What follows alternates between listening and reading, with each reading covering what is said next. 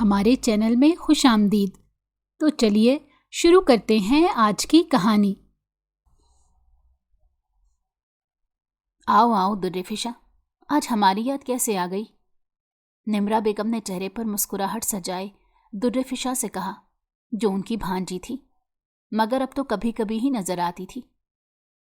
ایسی بات نہیں ہے خالہ، میں تو آنا چاہتی ہوں، مگر آپ جانتی ہیں جب سے کالج جانا شروع کیا ہے وقت ہی نہیں ملتا۔ آپ سنائیں کیسی ہیں؟ خالو کی طبیعت کیسی ہے؟ اس نے ان کے پاس تخت پر بیٹھتے سوال کیا۔ بس کیا بتاؤں، تمہارے خالو کی صحت تو گرتی جا رہی ہے۔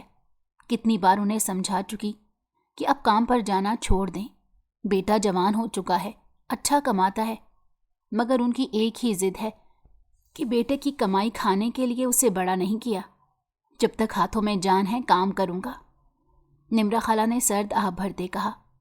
یہ بات تو پورا خاندان جانتا تھا کہ صغیر خالو کتنے ضدی تھے، اور وہ حد سے زیادہ خوددار تھے۔ کبھی انہیں زندگی میں کسی مشکل کا سامنا بھی کرنا پڑا تو وہ بھی انہوں نے کسی کے سامنے ہاتھ نہیں پھیلائے۔ ان کی تعریف تو سب کرتے تھے۔ نمرا خالہ سبزی کاٹ رہی تھیں۔ درِ فشاں نے ان سے بات کرتے نگاہ ادھر ادھر دوڑائی، کسی کو تلاش کرنا چاہا۔ سمر کو ڈھونڈ رہی ہو کیا؟ نمرا خالہ نے کام میں مگن سر اٹھا کر اسے دیکھتے کہا۔ وہ فوراً سے گڑبڑا گئی۔ نہیں، وہ بس گھر خالی خالی سا لگ رہا تھا، اسی لیے۔ ویسے سمر ہے کہاں؟ اس نے ہچکچاتے ہوئے سوال کیا۔ اس کی ہچکچاہٹ کی سب سے بڑی وجہ ان دونوں کی منگنی تھی۔ بچپن میں ہی بڑوں نے بات طے کر دی تھی، جس پر سب راضی تھے۔ دونوں کو یہ سمجھا دیا گیا تھا کہ دونوں ایک دوسرے سے منسوب ہیں۔ درِ فشاں سمر سے تھوڑا ڈرتی تھی اور دور دور رہتی تھی، لیکن جب بھی وہ نگاہوں سے اوجھل ہوتا تو پورے گھر میں اسے ڈھونڈتی پھرتی۔ اس کی آنکھوں میں صاف لکھا ہوتا تھا کہ وہ اس سے پیار کرتی ہے۔ لیکن سمر عام لڑکوں کی طرح نہیں تھا۔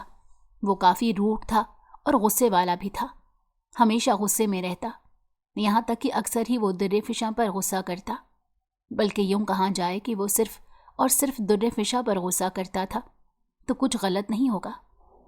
درِ فشاں اسے کبھی بھی آگے سے جواب نہیں دیتی تھی، بلکہ سر جھکائے اس کی ہر بات چپ چاپ سن لیتی تھی، اور اس کی یہی کمزوری سمر کو اور ہمت دیتی گئی، اور اب وہ پوری طرح اس پر راج کرتا تھا۔ نمرا خالہ چپ چاپ اسے دیکھتی رہیں۔ وہ زبان سے جتنا انکار کرتی، اس کی آنکھوں میں صاف لکھا تھا کہ وہ ہر پل اس کی پرواہ کرتی ہے۔ سمر کسی کام سے باہر گیا ہے، کچھ دیر میں آ جائے گا، کہتے ساتھ انہوں نے سبزی کی ٹوکری اٹھائی اور کچن کی طرف چل دی۔ درِ فشاں بھی ان کے پیچھے پیچھے کچن میں چلی آئی تاکہ ان کی مدد کر سکے۔ نمرا خالہ اب عمر کے اس حصے میں آ چکی تھیں جہاں کئی بیماریاں انسان کو گھیر لیتی ہیں۔ ان کے گھٹنوں میں بھی درد رہتا تھا، لیکن پھر بھی گھر کے سارے کام وہ اپنے ہاتھوں سے کرتی تھیں۔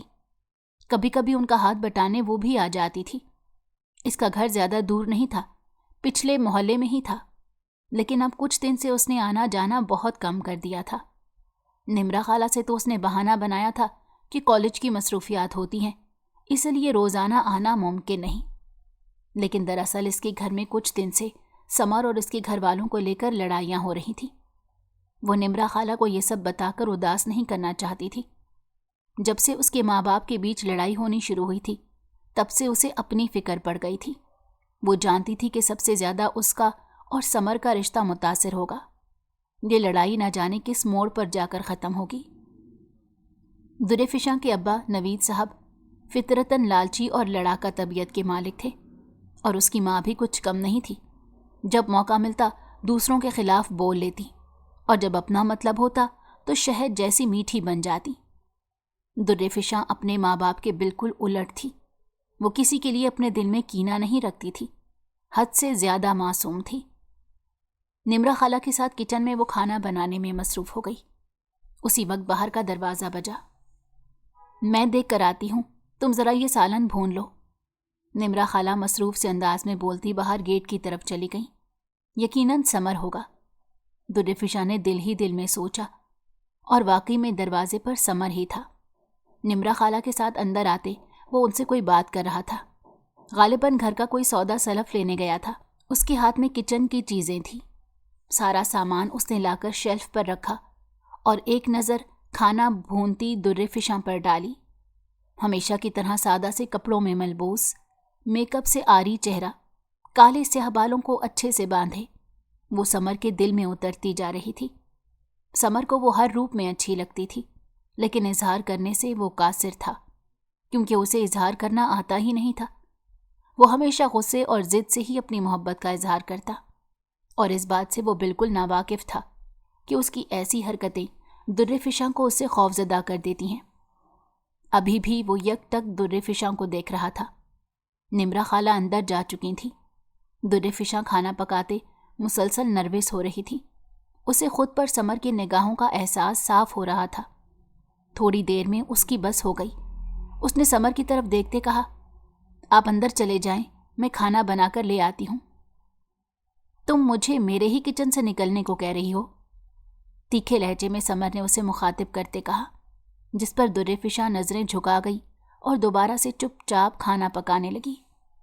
कुछ देर समर खड़ा उसके जवाब का इंतजार करता रहा, और जब उसने मुड़कर कोई जवाब न दिया तो वो अंदर कमरे में आकर बैठ गया। क्यों तुम इस बच्ची को तंग करते रहते हो? निम्रा बेगम ने उसकी तरफ देखते प्यार से कहा। मैं कहाँ तंग करता हूँ, वही मुझे लिफ्ट नहीं करवाती। पता नहीं हमारा क्या बनेगा। उसने सर झटकते कहा, ऐसा मत सोचो, ये रिश्ता हम सब ने बहुत मोहब्बतों से बनाया था। मैं नहीं चाहती कभी भी इस रिश्ते को किसी की नज़र लगे।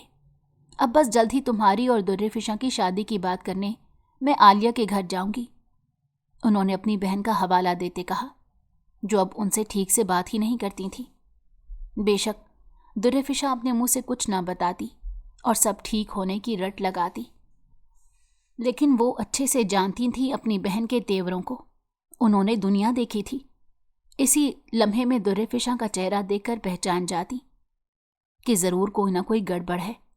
उन्हें दुर्रे फिशां पहले से ज़्यादा मुरझाई लगती थी, लेकिन उन्होंने इस बात का जिक्र किसी से नहीं किया। समर, मुझसे एक वादा करो, उन्होंने समर का हाथ पकड़कर कहा। कैसा वादा अम्मी? वो हैरान हो गया, क्योंकि उसकी अम्मी ने आज से पहले कभी भी उससे ऐसा कुछ नहीं कहा था। चाहे कुछ भी हो जाए, तुम दुर्रे फिशां को नहीं छोड़ोगे। पता नहीं क्यों, लेकिन मेरा दिल अच्छे इशारे नहीं दे रहा। यूं लग रहा है जैसे कुछ बुरा होने वाला है। कई दिन से मेरा दिल घबराया हुआ है, वो परेशानी से कह रही थी। कुछ नहीं होता अम्मी, आप इतना मत सोचें। और दुर्रे फिशां मेरी बचपन की मंग है, मैं उसे क्यों छोड़ूंगा? क्या कोई बात हुई है जो मेरे इल्म में नहीं? समर ने उन्हें तसल्ली देते संजीदगी से पूछा। नहीं बेटा, बस मैं वैसे ही कह रही थी। वक्त बदलते देर नहीं लगती। उन्होंने उसे टाल दिया, लेकिन समर उनके चेहरे से समझ गया था कि ज़रूर कुछ न कुछ हुआ है जो वो उससे छुपा रही हैं। फिर उसने भी उन पर जोर नहीं दिया। खाला, खाना बन गया है, अब मैं घर जाऊं? अम्मा इंतज़ार कर रही होंगी। उसी वक्त दुर्रे फिशां वहाँ आई। निम्रा बेगम और समर ने एक साथ उसने देखा। बेटा, खाना खाकर चली जाती ना? निम्रा बेगम ने नरमी से कहा। नहीं खाला, घर जाना है, देर हो रही है। ये कहते वो मुड़ने ही लगी थी कि उसी वक्त निम्रा बेगम ने आवाज़ देकर उसे रोक लिया। रुको दुर्रे फिशां, ऐसा करो समर के साथ चली जाओ, इस वक्त अकेले जाना मुनासिब नहीं। जाओ बेटा, जल्दी से इसे घर छोड़ाओ, वैसे भी मगरिब का वक्त होने वाला है। कहते साथ उन्होंने समर की तरफ देखा, जो इनकार करने वाला था, लेकिन फिर निम्रा बेगम के कहने पर उठ गया। वो अपनी माँ को किसी सूरत इनकार नहीं कर सकता था। दुर्रे फिशां को उसके साथ जाने में डर लग रहा था। वो जानती थी कि रास्ते में वो कोई ना कोई तल्ख बात ज़रूर करेगा, जिससे दुर्रे फिशां का मूड ख़राब हो जाएगा। न जाने दुर्रे फिशां को ऐसे तकलीफ देकर उसे क्या मिलता था। अपनी तरफ से तो समर प्यार जता रहा होता था, लेकिन दुर्रे फिशां उसके इस तरह के प्यार से तकलीफ में आ जाती थी। जैसे ही वो लोग घर से निकले, समर ने हमेशा की तरह गुस्से से उसकी तरफ देखते कहा, कल तुम इमरान के साथ क्या कर रही थी? उसके सवाल पर दुर्रे फिशां ने हैरत से मुड़कर उसकी तरफ देखा।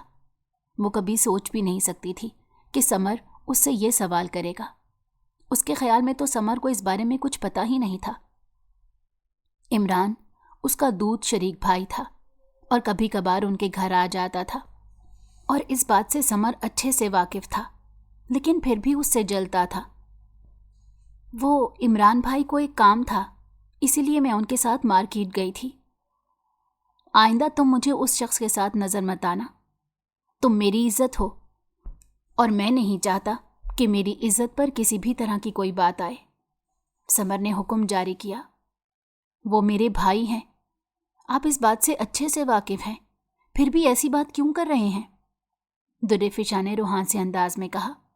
سمر نے آگے سے جواب دینا ضروری نہیں سمجھا، ویسے بھی اسے صفائی دینا خاص طور پر درِ فشاں کے سامنے بالکل بھی پسند نہیں تھا۔ تھوڑی ہی دیر میں درِ فشاں کا گھر آ گیا۔ اس نے ہچکچاتے ہوئے سمر سے کہا، آپ اندر آئیں نا۔ وہ جانتی تھی سمر کا جواب انکار میں ہی ہوگا، لیکن پھر بھی اس نے اخلاقاً پوچھ لیا۔ پہلے سمر انکار کرنے والا تھا، لیکن پھر کچھ سوچ کر وہ اندر آ گیا۔ وہ جاننا چاہتا تھا کہ آخر اس گھر میں کیا چل رہا ہے، جس کی وجہ سے اس کی ماں کو بھی پریشانی لاحق ہو گئی ہے۔ یہ موقع اچھا تھا، وہ اس بات کا پتہ لگا سکتا تھا، ورنہ ابھی وہ بہت زیادہ تھک چکا تھا اور گھر جا کر آرام کرنا چاہتا تھا۔ جیسے ہی وہ اندر داخل ہوا، سامنے ہی اس کا سامنا عالیہ بیگم سے ہوا۔ اسے دیکھتے ہی انہوں نے چہرے پر نخوت بھرے تاثرات سجا لیے اور وہیں سے مڑ کر واپس چلی گئی، یہاں تک کہ سمر کے سلام کا جواب بھی نہ دیا، جس پر غصے سے سمر نے درِ فشاں کی طرف دیکھا۔ وہ خجالت سے سر جھکا کر رہ گئی، پھر بولی، آئیں آپ ادھر بیٹھیں، میں آپ کے لیے چائے بنا کر لاتی ہوں۔ کہتے ساتھ وہ فوراً سے اندر چلی گئی۔ سمر پیچو تاب کھاتا سامنے پڑے صوفے پر بیٹھ گیا۔ کچن سامنے ہی تھا، وہاں سے اسے درِ فشاں صاف نظر آ رہی تھی۔ اس کی ماں بھی وہیں پر تھی۔ تم اس لڑکے کو اٹھا کر یہاں کیوں لے آئی ہو؟ منع بھی کیا تھا نا ان لوگوں سے کوئی رابطہ نہیں رکھنا۔ تمہاری ہمت بھی کیسے ہوئی ان کے گھر جانے کی؟ عالیہ بیگم نے غصے سے درِ فشاں سے باز پرس کرتے کہا۔ امی آپ کیسی بات کر رہی ہیں؟ آپ جانتی ہیں سمر میرا کزن بھی ہے اور میرا منگیتر بھی، اور میں نمرا خالہ کے گھر گئی تھی، کسی غیر کے گھر نہیں۔ اور آہستہ بولیں، وہ سن لیں گے۔ سنتا ہے تو سنتا رہے، میں کیا کروں؟ انہوں نے لاپرواہی سے کہا۔ کوئی ضرورت نہیں اس کے لیے چائے بنانے کی۔ تمہارے ابا اس لیے نہیں کماتے کہ ان فالتو قسم کے لوگوں پر خرچ کیا جائے۔ ساتھ ہی انہوں نے درِ فشاں کو چائے بنانے سے روک دیا، جس پر حیرت سے درِ فشاں ان کا چہرہ دیکھنے لگی۔ یوں منہ اٹھا کر کیا دیکھ رہی ہو؟ جتنا کہا ہے اتنا کرو اور اسے یہاں سے چلتا کرو، جلد سے جلد۔ تمہارے ابا آئے تو اسے دیکھ کر بنا فضول میں غصہ کریں گے۔ اسے حکم دیتی وہ اندر چلی گئی۔ سمر نے ان کی ایک ایک بات غور سے سنی تھی۔ تھوڑی دیر میں وہ اس کے پاس آئی اور ہچکچاتے ہوئے کہنے لگی، وہ مجھے اور اماں کو اچانک کہیں جانا پڑ گیا ہے، معذرت کرتی ہوں، آپ کے لیے کچھ بنا نہیں سکتی۔ سمر غصے سے اٹھا اور اس کے بے حد قریب آ کر کھڑا ہو گیا۔ درِ فشاں اس کی آنکھوں میں دیکھ کر کانپ اٹھی۔ وہاں غصہ ہی غصہ تھا، یوں لگ رہا تھا غصے کا ایک طوفان اس کی آنکھوں میں امڑ رہا ہے۔ اگلے ہی پل سمر نے زور سے درِ فشاں کا بازو دبوچا اور شدید غصے بھرے لہجے میں بولا، تمہارے گھر سے کچھ کھانے پینے کا مجھے کوئی شوق نہیں، بھوکا نہیں ہوں میں، مجھے میرے گھر میں سب مل جاتا ہے، اور تمہاری ماں کی میں نے ایک ایک بات سنی ہے۔ ضرور کچھ ایسا چل رہا ہے جو مجھے پتہ نہیں، لیکن میں جلد اس کا پتہ لگا لوں گا۔ لیکن یاد رکھنا تم مجھ سے منسوب ہو، اگر تمہارے گھر والوں نے اس رشتے کو ختم کرنے کا سوچا تو یاد رکھنا اس کا انجام بہت برا ہوگا۔ اسے دھمکاتے وہ وہاں سے لمبے لمبے ڈگ بھرتا چلا گیا۔ پیچھے درِ فشاں پریشانی سے کھڑی کی کھڑی رہ گئی۔ نہ جانے میں کہاں کر پھنس گئی ہوں، اس نے بے بسی سے خود سے کہا۔ گھر واپس آ کر سمر کا موڈ بہت خراب رہا، حالانکہ نمرا بیگم اس سے بار بار پوچھ چکی تھی کہ آخر وہاں پر ایسا کیا ہوا جس سے تمہارا موڈ خراب ہے، لیکن وہ انہیں کچھ نہیں بتا رہا تھا۔ اسے بہت کچھ سمجھ میں آ رہا تھا۔ پھر اگلے ہفتے ہی اس نے کچھ سوچ کر اپنی ماں سے کہا، آپ جا کر شادی کی تاریخ مانگے، میں جلد سے جلد شادی کرنا چاہتا ہوں، مزید تاخیر نہیں کرنی مجھے۔ اس کے سنجیدگی سے کہنے پر نمرا بیگم نے اس کی طرف دیکھا اور کہا، بیٹے یوں اچانک سے تم فیصلہ کیوں لے رہے ہو؟ کیا مطلب اچانک؟ اماں شادی تو کرنی ہی تھی. اس دن آپ بھی کہہ رہی تھی کہ شادی کی تاریخ ٹھہرانی ہے. بعد میں بھی یہی کرنا ہے تو ابھی کیوں نہیں؟ میں چاہتا ہوں کہ جلد سے جلد یہ معاملہ نمٹ جائے. اتنا کہہ کر وہ واپس اپنے کمرے میں چلا گیا اور پھر اس کی بات مانتے نمرا بیگم نے اپنے شوہر سے بات کی. دونوں راضی تھے. کسی طرح کا کوئی مسئلہ بھی نہیں تھا. ایک نہ ایک دن تو شادی ہونی ہی تھی. اور اب تو سمر اچھا کماتا بھی تھا. وہ اپنا کاروبار سیٹ کر چکا تھا. اور در فشاں کا کیا؟ وہ تو شادی کے بعد بھی آرام سے پڑھ سکتی تھی. ان کی طرف سے کوئی بھی پابندی نہیں تھی. اگلے ہی دن وہ مٹھائی اور پھلوں کے ساتھ عالیہ بیگم کے گھر چلی آئیں. عالیہ بیگم نے جب انہیں ساز و سامان کے ساتھ دیکھا تو سمجھ گئیں کہ ان کی آمد کا کیا مقصد ہے. خیر وہ اپنی بڑی بہن اور بہنوئی کو گھر کے دروازے سے تو واپس نہیں بھیج سکتی تھیں، اسی لیے انہیں اندر آنے کا راستہ دے دیا. اس وقت نوید صاحب بھی گھر پر ہی موجود تھے. جب انہیں ان دونوں کی آنے کی اطلاع ملی تو منہ بناتے سامنے صوفے پر آ کر بیٹھ گئے. ٹھیک سے سلام بھی نہیں کیا. ابھی سمر ساتھ میں نہیں آیا تھا. در فشاں نے جیسے ہی اپنے خالہ کے آنے کی خبر سنی تو خوشی خوشی کمرے سے باہر آئی اور دونوں سے ملی. عالیہ بیگم نے اشاروں میں اسے وہاں سے جانے کو کہا، جسے نمرا بیگم نے خصوصی طور پر نوٹ کیا. در فشاں کے اندر چلے جانے کے بعد عالیہ بیگم نمرا بیگم کی طرف مڑی اور کہنے لگیں، جی باجی بولیں، یہاں کیسے آنا ہوا؟ ان کے تیکھے لہجے پر صغیر صاحب نے حیرت سے ان کی طرف دیکھا لیکن پھر خاموش رہے. وہ دونوں بہنوں کے بیچ کچھ نہیں بولنا چاہتے تھے. دیکھو عالیہ، تم ایسے بات کر رہی ہو جیسے ہمارے آنے کا مقصد جانتی ہی نہ ہو. دونوں بچوں کی منگنی طے ہوئے سالوں ہو چکے ہیں. اب میرا سمر بھی کمانے لگ گیا ہے، اچھا کاروبار سیٹ کیا ہے. میں چاہتی ہوں کہ جلد سے جلد دونوں بچوں کی شادی کی تاریخ طے کر دی جائے. سمر کی بھی یہی خواہش ہے. در فشاں کو پڑھائی کی وجہ سے کوئی مسئلہ نہیں ہوگا. شادی کے بعد وہ پڑھ سکتی ہے. اب ہم بھی گھر میں بہو لانا چاہتے ہیں. کہتے ساتھ انہوں نے صغیر صاحب کی طرف دیکھا. انہوں نے بھی اپنی بیوی کی ہاں میں ہاں ملائی، لیکن دونوں کو ہی عالیہ بیگم اور نوید صاحب کے چہروں سے اس بات کا اندازہ ہو رہا تھا کہ وہ ان کی آمد سے بالکل خوش نہیں ہوئے. نمرا بیگم تو کچھ دنوں سے کھٹک رہی تھی، لیکن اب ان کے اس وہم کی تصدیق ہو رہی تھی. پہلے تو عالیہ بیگم چند پل کو خاموش رہیں، پھر بولی تو ان کی آواز میں نخوت صاف نظر آ رہی تھی. دیکھیں، میں مانتی ہوں کہ دونوں بچوں کی منگنی بچپن سے طے ہو گئی تھی، لیکن وہ بچپن کا رشتہ ہے. بڑے ہو کر بچوں کی پسند ناپسند بدل جاتی ہے اور بچوں پر زبردستی کرنا ٹھیک نہیں ہے. ہر والدین اپنے بچوں کے لیے اچھا ہی سوچتے ہیں، اس لیے ہم بھی اپنے بچوں کے لیے اچھا سوچنے کا حق رکھتے ہیں. ہماری ایک ہی اکلوتی اولاد ہے. ہم اس کی شادی ایک امیر کبیر گھرانے میں کرنا چاہتے ہیں. یہ رشتہ آپ ختم سمجھیں. عالیہ بیگم کی بات پر وہ دونوں حیرت کا شکار ہو گئے. انہوں نے کبھی سوچا بھی نہیں تھا کہ اس طرف سے انکار ہو جائے گا. لیکن آخر ایسا کیا ہوا جو تم اس شادی سے انکار کر رہی ہو؟ میں نے در فشاں کے رویے سے کبھی محسوس نہیں کیا کہ وہ سمر سے شادی نہیں کرنا چاہتی. در فشاں کمرے کے باہر کھڑی یہ سب سن رہی تھی. اسے اپنی ماں کی باتیں سن کر یقین نہیں آ رہا تھا کہ وہ اس رشتے کو ختم کر رہی ہیں، یہ جانتے ہوئے بھی کہ در فشاں سمر سے ہی شادی کرنا چاہتی ہے. آپا، میں نے آپ کو جو بات کہنی تھی کہہ دی. اب زبردستی یہ رشتہ نہیں ہو سکتا. پہلے ہی آپ نے جائیداد میں ہمیں دھوکہ دیا ہے. کیسا دھوکہ؟ نمرا بیگم نے حیرت سے سوال کیا. کیا آپ نہیں جانتی؟ عالیہ بیگم کے بجائے نوید صاحب نے جواب دیا. آپ دونوں کے والدین کی طرف سے جو جائیداد ملی اس میں آپ نے ہمیں کم حصہ دیا، حالانکہ دونوں کا حصہ ایک جتنا تھا، لیکن ہمارے ساتھ دھوکہ دہی کی گئی. نمرا بیگم یہ سن کر اپنا سر پکڑ کر بیٹھ گئی. حالانکہ ایسا بالکل بھی نہیں تھا. پوری ایمانداری سے حصہ دیا گیا تھا.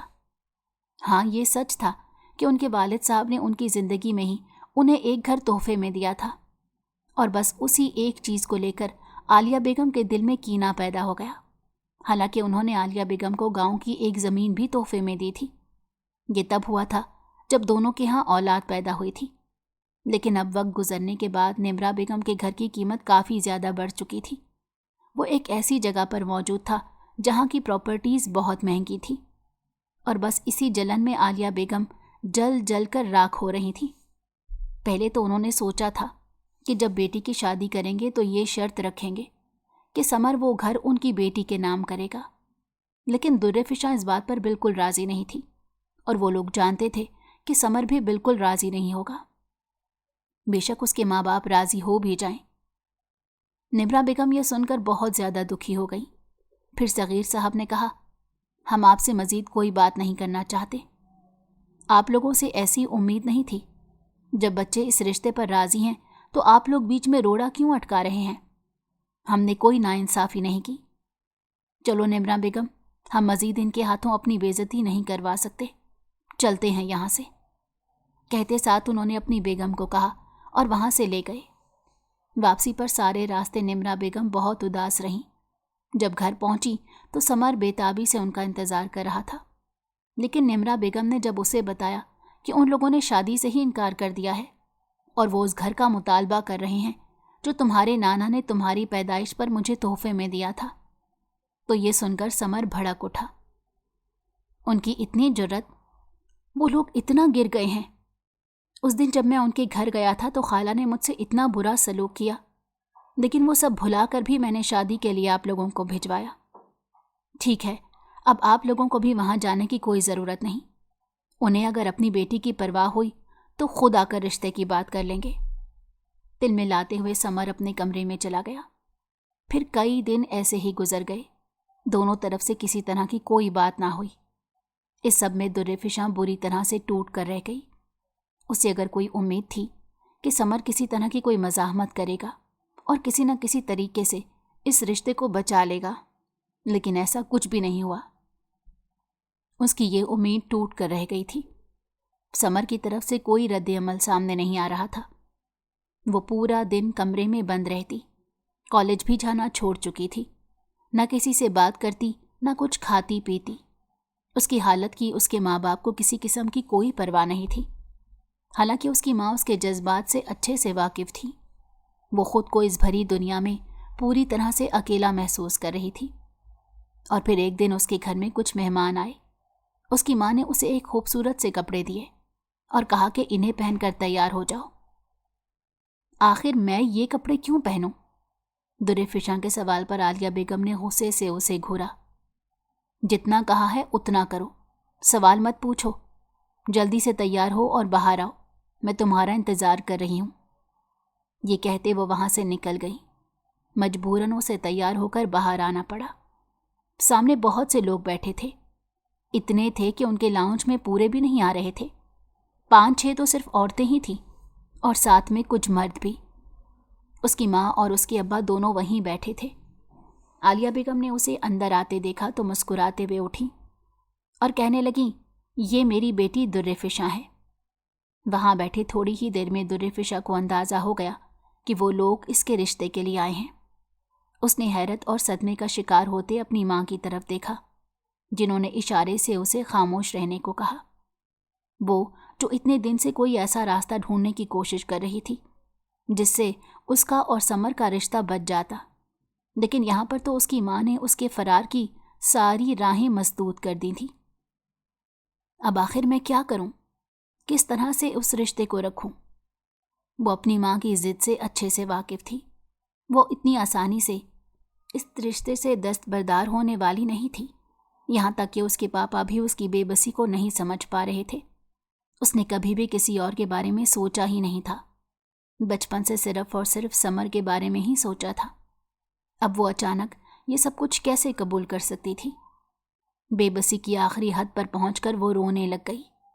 लड़के वालों ने कहा कि हमें दुर्रेफिशा पसंद है, आप जल्द ही मंगनी की तारीख पक्की कर देते हैं। उससे ज़्यादा देर वहाँ बैठा ना गया।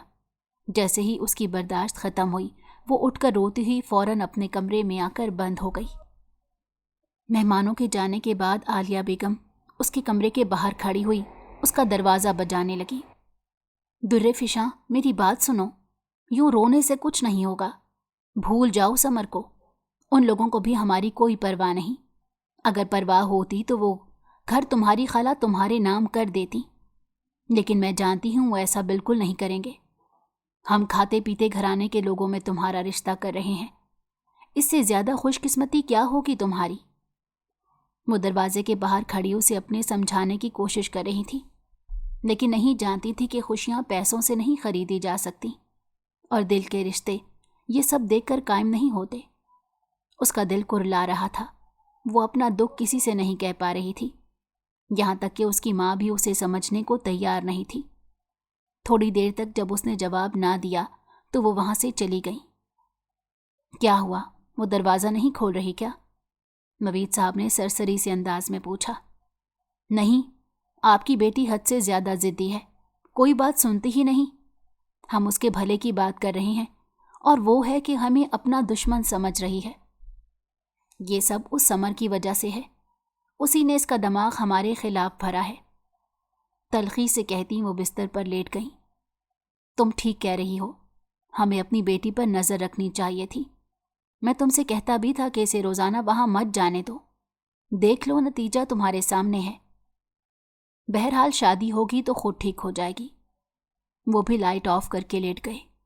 دونوں اتنے اطمینان سے سو رہے تھے، لیکن پاس کے کمرے میں ہی درِ فشاں تکیے پر سر رکھے سسک رہی تھی۔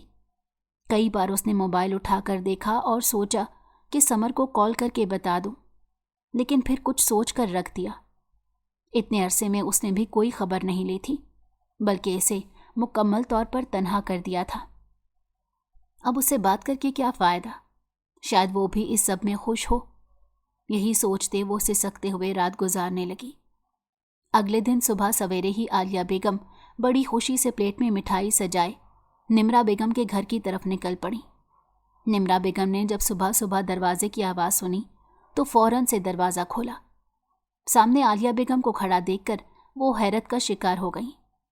ایک لمحے کو انہیں امید سی ہوئی کہ شاید وہ اپنے کیے پر شرمندہ ہوں، لیکن عالیہ بیگم کے چہرے پر کچھ اور ہی تاثرات تھے، انہیں نیچا دکھانے کے تاثرات۔ نمرا بیگم نے خاموشی سے دروازہ پورا کھول دیا۔ عالیہ بیگم اندر داخل ہوئیں اور ادھر ادھر طائرانہ نگاہ دوڑائی۔ سب لوگ کہاں ہیں؟ لگتا ہے ابھی تک اٹھے نہیں، طنزیہ لہجے میں وہ کہتے ایک طرف بیٹھ گئی۔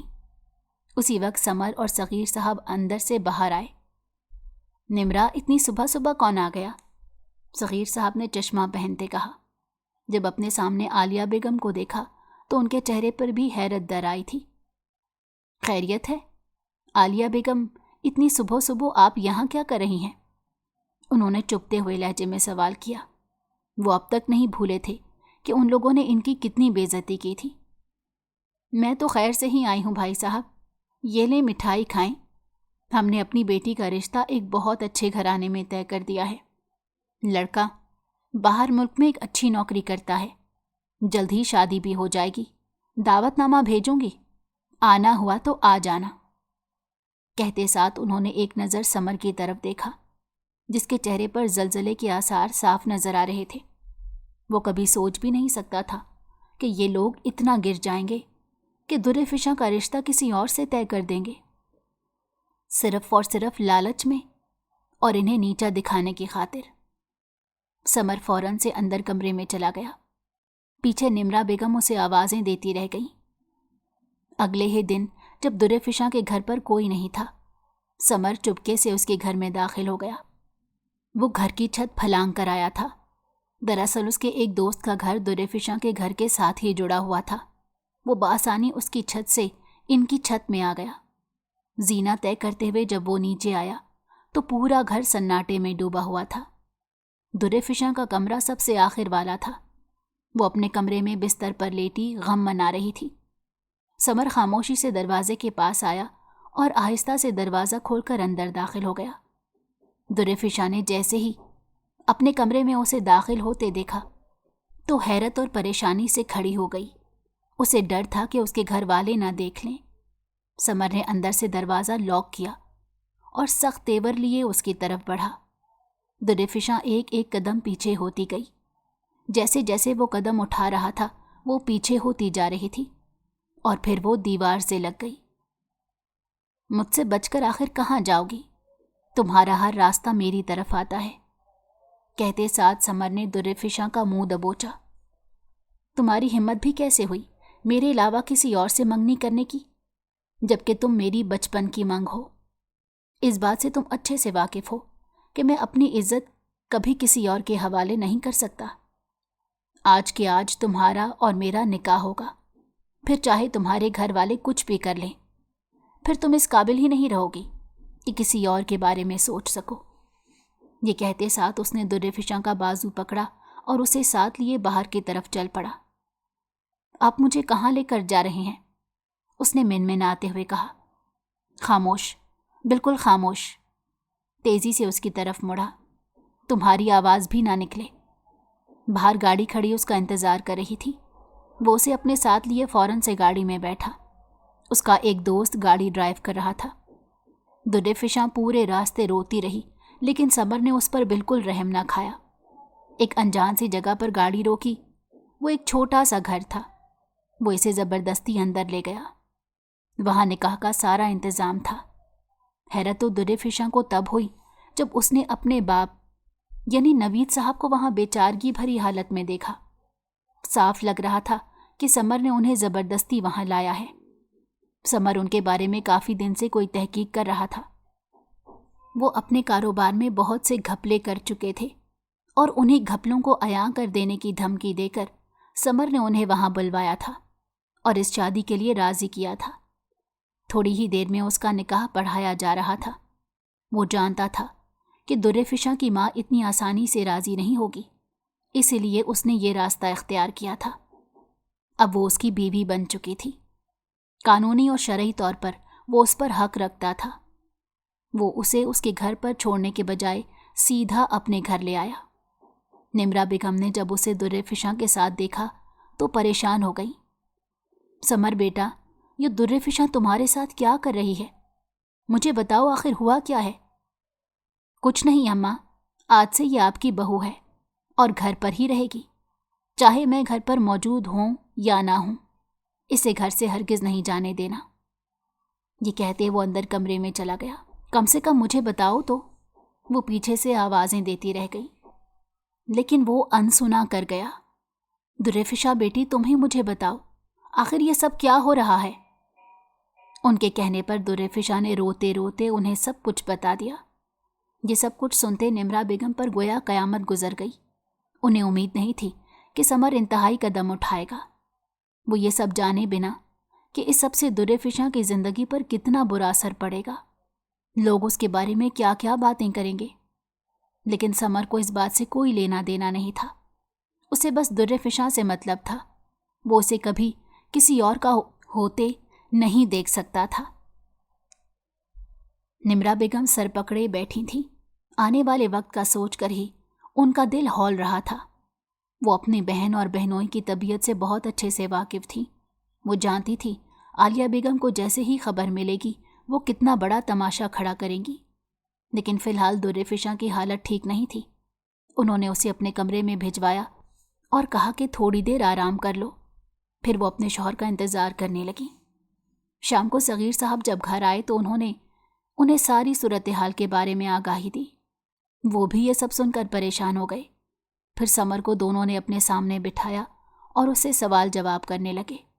लेकिन समर की एक ही रट थी कि अब वो मेरी बीवी है, मैं अपनी आंखों के सामने उसे किसी और का बनते नहीं देख सकता था। मुझे जो ठीक लगा मैंने वही किया। अगर आप इसे कबूल नहीं करना चाहते तो बता दें, मैं यहाँ से कहीं और चला जाऊँगा और इसे भी अपने साथ ले जाऊँगा। उसकी हठ धर्मी पर वो दोनों एक दूसरे को देख कर रह गए। लेकिन बेटा, इस तरह से मामलात तय नहीं पाते। आपने तो सब कुछ बिगाड़ कर रख दिया है। निम्रा बेगम के कहने पर समर ने कहा, अम्मी आप फिक्र मत करें, सब ठीक हो जाएगा। मेरे पास और कोई रास्ता नहीं था। यकीन माने अगर कोई रास्ता होता तो मैं हरगिज़ भी ऐसा ना करता। रही बात खाला लोगों की, तो वो आज नहीं तो कल मान जाएंगे। आप इतनी फिक्र मत करें। वैसे वो हैं कहाँ? आखिर में उसने दुर्रेफिशा के बारे में इस्तफसार किया, जिस पर निम्रा बेगम ने बताया वो मेरे कमरे में आराम कर रही है, अभी उसे परेशान मत करना। ये सब कबूल करने में उसे काफ़ी वक्त लगेगा। समर सर हिलाते हुए वहाँ से चला गया, लेकिन दिल ही दिल में बोला, मैं जल्द ही उसे कबूल करा लूँगा। उसे दुर्रेफिशा पर भी शदीद गुस्सा था कि उसने ये रिश्ता होने ही क्यों दिया। हालांकि वो जानता था कि उसकी कोई गलती नहीं। आलिया बेगम को तो जैसे ही उस बात की खबर मिली, निम्रा बेगम के घर पर सीना पीटती आ गई। खूब तमाशा डाला, लेकिन निम्रा बेगम ने भी अब की बार कमर कस ली। आलिया बेगम किसी भी तरह दुर्रेफिशा को वहां से ले जाना चाहती थी, लेकिन समर बीच में आ गया। खाला, अब से वो मेरी बीवी है और मेरी इजाज़त के बिना वो कहीं नहीं जा सकती, तो आप ये ख्याल अपने दिमाग से निकाल दें कि मैं उसे आपके साथ जाने दूंगा। अच्छा, अगर तुम्हारी बीवी है तो तुम्हारे कमरे में क्यों नहीं रह रही? तुम्हारी माँ के कमरे में क्यों रह रही है? आलिया बेगम ने तुनक कर कहा। आप उसकी फिक्र मत करें, जल्द ही वो मेरे कमरे में आ जाएगी। कहते साथ उसने दुर्रेफिशा की तरफ देखा। आज से तुम मेरे कमरे में ही सोगी। उसके अगले हुक्म पर दुर्रेफिशा सर से पांव तक काम कर रह गई। अभी तक वो इस रिश्ते को कबूल नहीं कर पाई थी। उसका जहन किसी चीज़ को कबूल नहीं कर पा रहा था और समर उसे अपने कमरे में रहने को कह रहा था। थोड़ी देर तक आलिया भी काफ़ी शोर मचाती रही, लेकिन फिर उसके बाद वहाँ से चली गई। नवीद साहब ने उन्हें समझाया कि अब मसलहत इसी में है कि खामोशी से इस रिश्ते को कबूल कर लिया जाए और कोई रास्ता नहीं बचा, वरना हमारे लिए मुश्किलात बढ़ जाएंगी। रात के वक्त दुर्रेफिशा सबके सो जाने के बाद बाहर सहन में बैठी थी। हालांकि निम्रा बेगम ने उससे कहा भी था कि अंदर समर के कमरे में चले जाओ, अब से वो तुम्हारा शौहर है, तुम्हें वहीं रहना है उसके साथ। उसने उनसे कहा, ठीक है मैं चली जाऊंगी, लेकिन अब तक वो कमरे में नहीं गई थी। उसकी हिम्मत ही नहीं हो रही थी। समर कुछ देर बैठकर उसका इंतज़ार करता रहा, लेकिन जब वो अंदर ना आई तो वो खुद ही बाहर आया। सामने ही वो घुटनों में सर दिए बैठी थी, शायद रो रही थी। समर ने एक गहरा सांस लिया, फिर उसके पास आकर बैठा।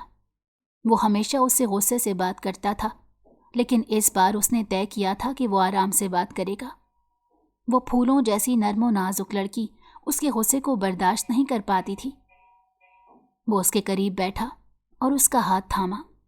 दुर्रेफिशा ने चौंक कर सर उठाकर देखा तो उसे देखकर घबरा गई। देखो दुर्रेफिशा, मैं जानता हूँ जो मैंने किया वो गलत था, लेकिन तुम्हें खो देने से ज़्यादा दुखी नहीं। मैं तुम्हें खो देता तो जी नहीं पाता। तुम्हें शायद कभी अंदाज़ा नहीं हो पाया मैं तुमसे कितना प्यार करता हूँ, और मैं जानता हूँ कि तुम भी मुझे खोकर खुश नहीं थी। मुझे यही सब ठीक लगा, वरना तुम्हारे माँ बाप कभी ना मानते। अब तुम्हें चाहिए कि इस रिश्ते को कबूल कर लो। हम एक साथ एक अच्छी ज़िंदगी गुजारेंगे। मैं वादा करता हूँ कि तुम्हें अपनी तरफ से कभी कोई दुख नहीं दूंगा, ना ही किसी चीज़ की कमी होने दूंगा। तुम मेरी मताए हयात हो, मैं तुम्हें दुखी बिल्कुल नहीं देख सकता। लेकिन मेरे माँ बाप, उसके कहने पर दुर्रेफिशा ने सवाल उठाया, क्या मैं उनसे कभी नहीं मिल सकूंगी? ऐसा नहीं है, तुम उनसे मिलोगी जब उनकी नाराज़गी ख़त्म हो जाएगी। आज नहीं तो कल वो इस रिश्ते को कबूल कर लेंगे, और उन्हें करना ही पड़ेगा। वो जानते हैं कि तुम उनकी इकलौती औलाद हो।